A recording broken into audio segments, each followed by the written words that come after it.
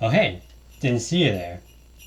Well, I have my end of year hat on, so you know what that means. It's the final episode of the year. And I don't know about you, but instead of traditional tales of some holiday or whatever, I prefer something much more celebrated and a bigger headache for copyright checks on YouTube. Anime openings. The eye and ear appetizers to the eye and ear entrees that are anime. Sometimes those entrees are a Gordon Ramsay rat from Ratatouille fusion food, and sometimes they're the 2-hour Elements exposed half-eaten Walmart rotisserie in a McDonald's dumpster. But we're not here to talk about Ah My Buddha, we're here to talk about its openings, and really all openings. Anime openings are a musical and often visual staple to various shows that sometimes it's hard, sometimes impossible, to separate the name of the anime from the beats to the music. For example, what's your first thought when you see this logo? JoJo ではない。このディオだ。 Let me rephrase that. What is your first musical thought? Jesus. キラークイーン。エアロスミス。このディオだ。 You know what? That's on me. I really should have expected more. But it is true. JoJo's openings are just so ingrained in the anime conscious for being catchy and visually explosive that they evoke a sudden karaoke moment in people's brains whenever you so much as hum the tune in public. So, take note, supervillains, if you want to brainwash a bunch of nerds obsessed with Japanese culture and not showering, there's an idea.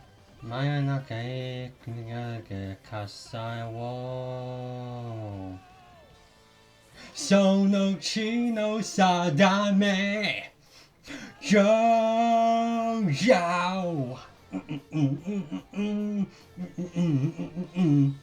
And this is true for a lot of shows. Not the brainwashing part, but the part about the openings.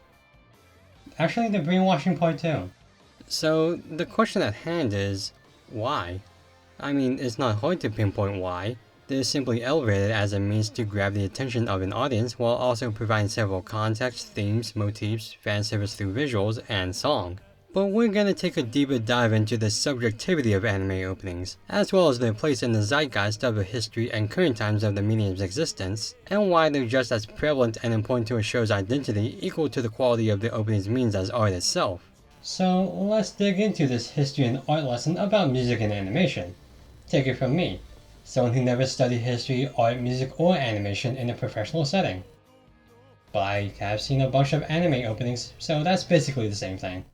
I don't think it's any surprise that the first mainstream opening to hit syndication was 1963's Astro Boys. I mean, yeah, it was the first syndicated anime, so obviously it needs a tune for the kids to annoy their teachers with. It's like if you wonder who the first president to live in the White House was. It's pretty darn obvious. Huh. Okay, bad example. But did John Adams destroy a giant drill then jump into a tunnel in the ground to punch a bunch of clan members in a domino effect? No? I didn't think so. Fucking loser. This is why he'll always be second. Astro Boy's opening was a golden goose of a start to something great / obnoxious during drunk karaoke. As the song cemented itself as a playground melody and legendary ballad about a speedo-wearing robot soaring through the sky, like the versatility of Potatoes, it was clear that this would not be the only one of its kind. And 17 years later, anime got its first taste of rehash browns. From then on, anime theme songs just kinda became an instant staple to the medium. Shows ranging from the heavy hitters like Gundam and Doraemon, to smaller appealing gems like Anne of Green Gables and The Adventures of Tom Sawyer all seem to have at least one thing in common. Their openings were, and still are, pretty good.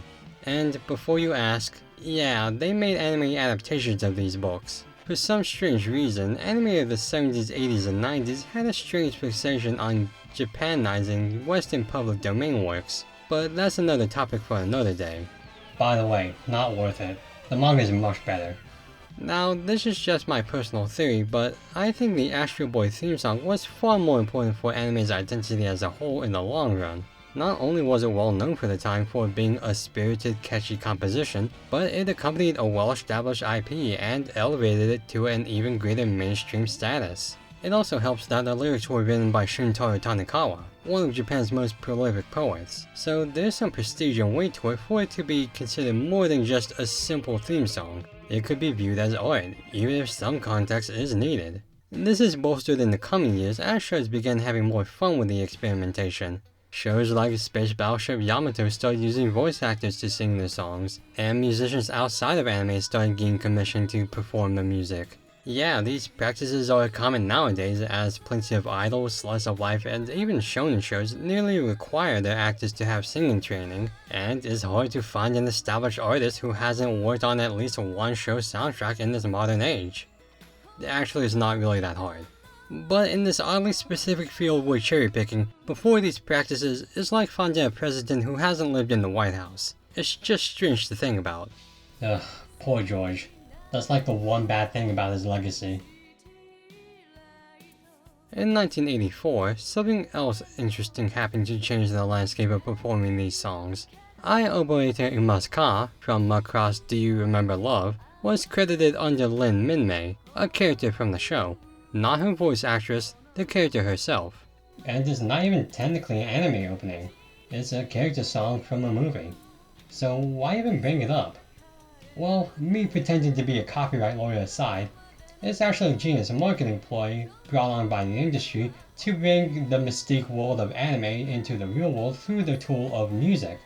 And if that sounds familiar, it's because it's the first steps of what we would know as virtual idols, some of whom will do anime openings themselves. Now, again, this is fairly ordinary by today's standards, as series like Love Live and Assassination Classroom credit their openings to their fictitious musicians. But it's a low-key fun scope into where the practice started and grew, as well as how the marketing of soundtrack sales operates in the unique landscape. In the late 80s, the industry grew large enough to supplement its own resources to create record labels solely for anime music, including openings. It was because of this, with the marketing and maybe a little luck of the times, where songs from Dragon Ball, Detective Conan, and Cat's Eye elevated both the show's popularity and identity. It's cool seeing the smaller shows gain some sort of win. And then it happened. The opening that changed everything. Relative to what we're talking about right now specifically. And that's all I can play for you for legal reasons. Probably. I'm not a copyright lawyer. If I was one, I wouldn't be talking about anime openings in my limited time. I'd be working at YouTube doing this. I'd be a terrible lawyer. But great for YouTube's claim system. Actually, that's probably not true either. A Cruel Angel's Thesis, the song you dance to while having a panic attack on the crumbling state of the world, is probably the most recognized anime song, period. And that's a tall order considering the amount of bangers out there not causing existential psychosexual induced PTSD. Or maybe that's why it's so popular. To me, I think it's the peak of where openings could establish themselves as art through this culmination of ideas. It's beyond a simple J-pop tune associated with a good anime. It's a consistent relaying of information through intelligent foreshadowing and graphic content while also keeping with the themes of the show and staying in its lane as an independent number simultaneously. With this, the song saw wide commercial success outside of the show, having its license contracted to various other mediums from video games to legally inbound gambling machines to the so you think you can sing but you really can't honey hotspots. It still remains in being one of Japan's most profitable songs. It's that big. Hell, I did a whole dive on Evangelion and its merchandising, and I think this song alone has as much commercial tie-ins as the franchise as a whole. I guess sex does sell, but sometimes not in the ways you think. It really is just a great piece, and I'll reiterate that while I can't play it for you for the obvious reasons, I think it makes listening to it alone without my obnoxious attempts at comedy makes it all the more worth it. And I'm legally required to tell you through legal means. Those copyright lawyers really know some good negotiators. Not that I would know. It's also here where we see the shift in the attitude toward the production of anime openings. Not that it had negative connotations or the like, if anything, they were treated as additional focal points to the show's presentation. But now, they aren't just more music and animation you could consistently run alongside each episode. A Cruel Angel's Thesis and its peers prior like Moonlight Densetsu and Smile Bomb had to prove that the shows were there to stay by making segments that will stay, i.e. the first exposure to viewers every episode. This means the openings had to have better animation, catchy and likable songs with strong talent behind them, and arguably most importantly, a smart understanding of the material given, aka the shows themselves. For example, here's Ranma 1/2's first opening. It's a simple song about running for love, and its visuals are clearly indicative of that. It's a good opening for what it is, and quite catchy, but if you didn't know anything about Ranma, what impression would you get of it? People like running, and doing Tai Chi, I guess. I actually have some of the translated lyrics right here, so maybe there's a deeper connection here that I'm not saying that is supposed to emphasize. Every time you stare at me, Ranma, Ranma, I get dizzy. Looks like it's becoming love. Ranma, Ranma, time out, let's be friends. Wooed by such forces, I fled the city of stars. The date I've dreamt of is turning out to be a marathon. Even an itchy merchant is an aphrodisiac to a maiden. I want to be wrapped up in your gentleness. I'm joking, but my heart's becoming transparent.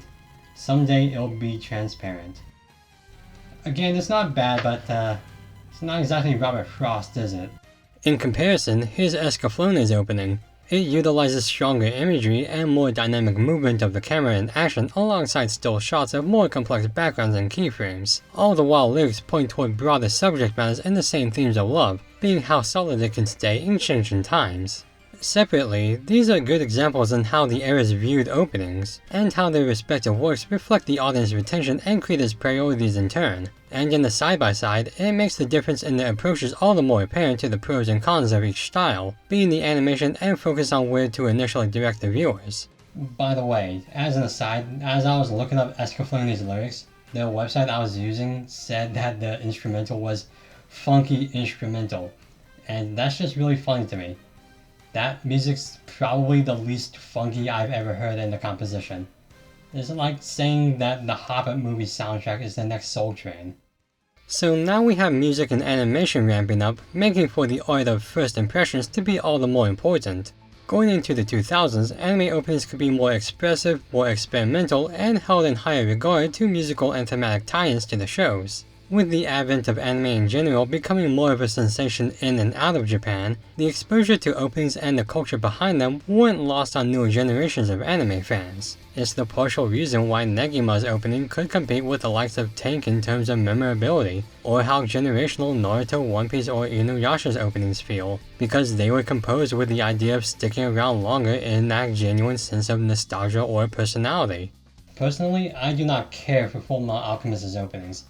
They're fine, and objectively, they are well done from a music and animation standpoint. They're just not my cup of tea. But if you see my takes on School Days, then you know my opinion doesn't have much weight to it.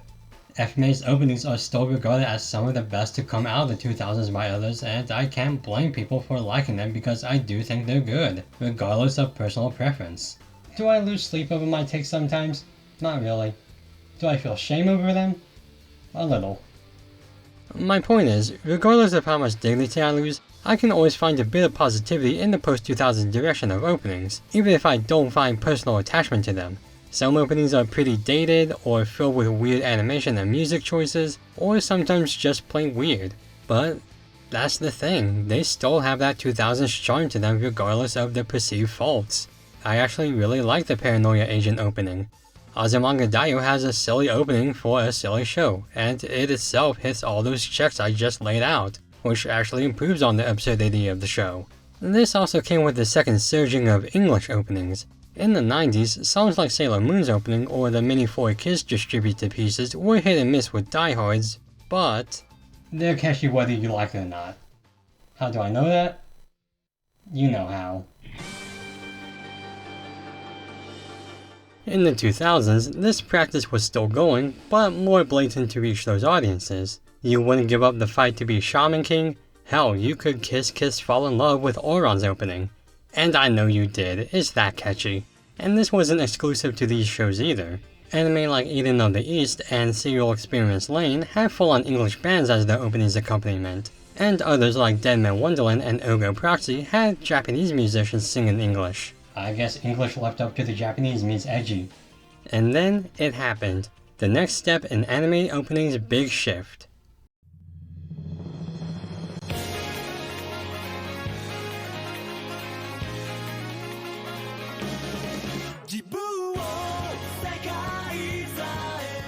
If you didn't sing the first two words of the song, then you clearly haven't heard it before. Colors, the first opening to the eventual clown car crash that is Code Geass, is, I would argue, the 2000's most iconic opening, and that's quite a claim when it comes to these. Unlike A Cruel Angel's Thesis, Colors doesn't have the financial numbers to claim greatness, but what it does have is cultural relevance. I wasn't kidding when I said that not knowing the first few lyrics of the song is surprising when you're in this hobby. You don't even have to know the rest of the song. I mean, you should, it's really good, but even then, the words Jibun Wo hold so much weight that they instantly give anyone who knows flashbacks to the entirety of Code Geass and a stylish and very 2000s montage. The song itself is just so epic and tonally powerful while also being the most 2000s J-rock sound to a point that is so dated to that era, it wraps around being immortal again. Look, maybe it is a bit of my own personal bias because, admittedly, Code Geass was my first favorite anime. But when it comes down to it, it has everything that the 2000s openings encapsulate. It's headbangingly catchy, it's grandiose in animation and cinematography. It is way over the top in style and nuance, which is very fitting for the show. And all in all, when it comes down to it, it's all about entertaining the masses. I mean, I struggle to think of another 2000s opening that can match Color's potency.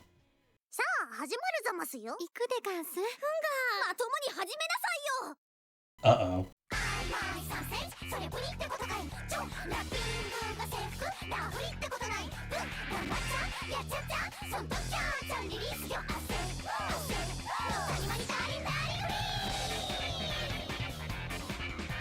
Yeah, sure. Yeah, it's kind of hard to talk about anime openings without mentioning Lucky Star's Motteke Sailor Fuku. Some can try, I wanted to. Just when I thought I was out, they pulled me back in. Lucky Star as a show is reflective of the times it was produced in, being very modern and bubbly, but not particularly heavy in drama or comedy. If it came out today, it'd probably be forgotten by the wayside with other seasonal anime. But what made Lucky Star stand out in this time was its premise. Cute girls doing cute things. Lucky Star wasn't the first to do this, but it emphasized hard on one aspect, moe, and is very prominent in its opening of the girls conversing, dancing, and being cute. There was a time in history where weebs at conventions or had access to a camera would just dance to Lucky Star, and it was all kinds of fun. Whenever someone says all weebs are the same, at one point in time, they were, as part of this collective hive mind of dancing along with girls who discuss the intricacies of how to eat pastries. You ever think those people look back on those years and cringe for learning, practicing, and publicly recording that? I hope not, because that's gold. Like with Motteke Sailor Fuku, the music around this time began to incorporate more personality into the presentation. Literally. Companies and studios shifted toward idols to have more of a presence in the industry as a whole, be it for a whole media franchise or just to perform the songs from their shows. That's not to mention the growth of platforms like YouTube and not-so-legal sites distributing the music to the rest of the world in an unprecedented rate never seen prior. Back when YouTube didn't claim videos for mentioning the name of an obscure Disney character. Those were the times. And it's in this cauldron of mixed animation styles, approaches and themes and direction, musical genres, and even public reception through the grapevine and such, where we are approximately in the modern anime opening landscape. Nearly every show since then has an opening, even short 5-minute vignettes. And that's because openings are just as much a part of anime as the spiky haired protagonist or the silly attempts at censorship. The power and pull an opening has is just as omnipresent as a show's art style or first episode, and there's the added responsibility to potentially leave an impactful first impression, as audiences look toward where a show's priorities are in presenting animation quality, musical prose, and themes. For all intents and purposes, as cynical as it is to say, anime openings are advertisements, not just to sell you the show, but to sell you the soundtrack, potential merchandise sales, or plainly, your attention. Of course, there's nothing wrong with this. You're still getting a substantial product that took time and resources to get to you, but it's because of this that openings are becoming more daring by the season. The information age is all about moving on to the next thing. We have at least 3 platforms for pushing shorter, quicker content for cramming just as much brain rot in your 3-year-old kid's iPhone 56 or whatever number we're on now. So studios now have to experiment while also going for the goal of at least breaking even on anime that can cost hundreds of thousands of dollars to produce. With that, openings have become simultaneously better than they ever have been, but also fallen short to just standard. I can't tell you a single thing unique about In Another World with my smartphone's opening because every comment can be deferred to other shows. But then you have an anime like Beastars where its two current openings feature very different atmospheres, animation styles, and musical prowess, making them some of anime's best in recent memory. It can even be chosen in some areas. Have you seen the show Mayo Iga? If you haven't, don't worry, it's not really that important. Really, it's not. I mean, dear lord, it is so bad.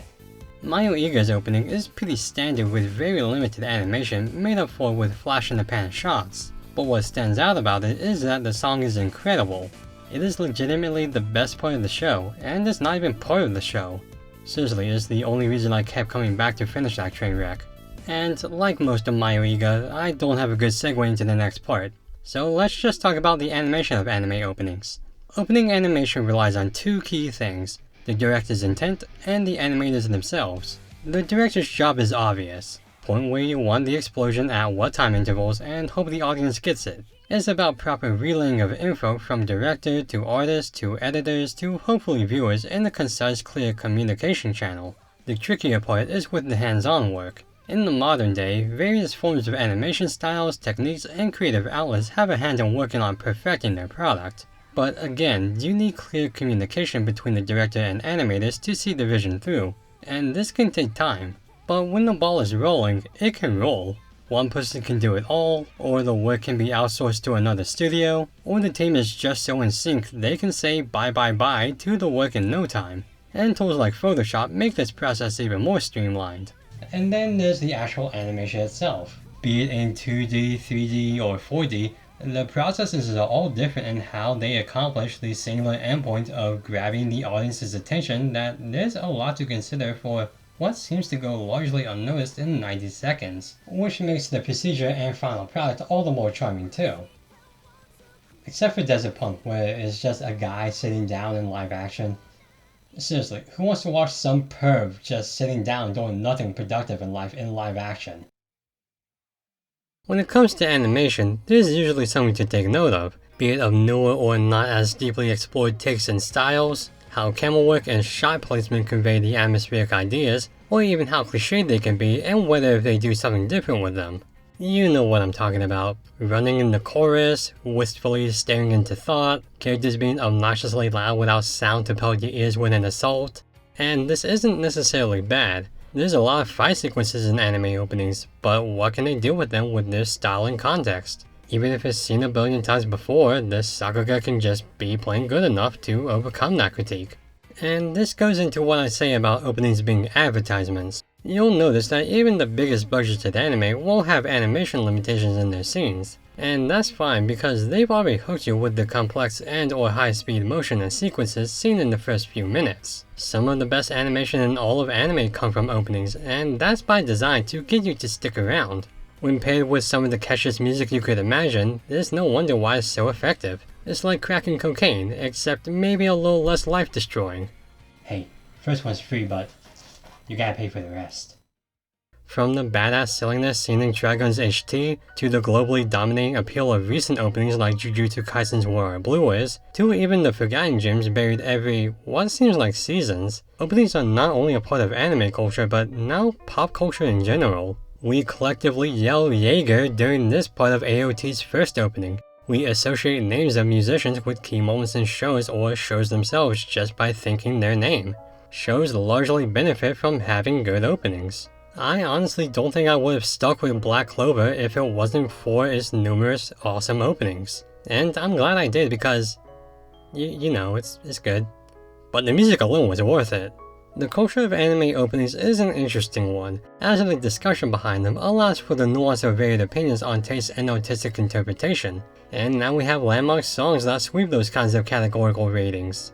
It's to a point where we look forward to the openings just as much as the actual shows themselves, and for good reason. They don't seem to be slowing down in production or cost anytime soon, and for what it's worth, anything that can willingly evolve alongside new innovations or ideas is okay in my book. Just don't make them shorter like what Netflix does. You have a perfectly awesome song here, numbnuts. Don't shorten it. But now, if you'll excuse me, I'm gonna study up on copyright law so YouTube doesn't try to do anything goofy.